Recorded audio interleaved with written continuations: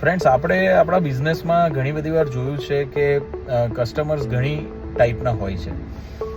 Actually આપણે એને બીજી એવી રીતે જોઈ શકીએ છીએ કે કસ્ટમર તો બધા એક સરખા જ છે, પણ આપણે જે કસ્ટમરને સેલ કરી રહ્યા છે તો ક્યાંક આપણે એમાં રીથિંક કરવાની જરૂર છે. કારણ કે આપણા મતે કસ્ટમર્સ અલગ અલગ છે, પણ એકચ્યુઅલમાં એવું નથી. આપણે આપણી જે હાઈ કોસ્ટિંગવાળી પ્રોડક્ટ છે એ કોઈ એવા કસ્ટમરને સજેસ્ટ કરી રહ્યા છે કે જે કસ્ટમર એ ઓછો ખર્ચો કરવા માંગે છે, ઓછું સ્પેન્ડ કરવા માંગે છે. તો આપણે આપણા માઇન્ડસેટથી એવું વિચારીએ છીએ કે આ કસ્ટમર કંઈક અલગ ટાઈપનો છે. જે કસ્ટમરને આફ્ટર સેલ સપોર્ટની રિક્વાયરમેન્ટ છે, બરાબર છે, એવા કસ્ટમરને આપણે આપણી જે પ્રોડક્ટ સેલ કરીએ છીએ બહુ ઓછા રેટે આપી દઈએ છીએ અને પછી આપણે આપણી સર્વિસીસ એમને આપી શકતા નથી, કેમ કે આપણે બહુ માર્જિન એટલું એમનામાં રાખ્યું હોતું નથી.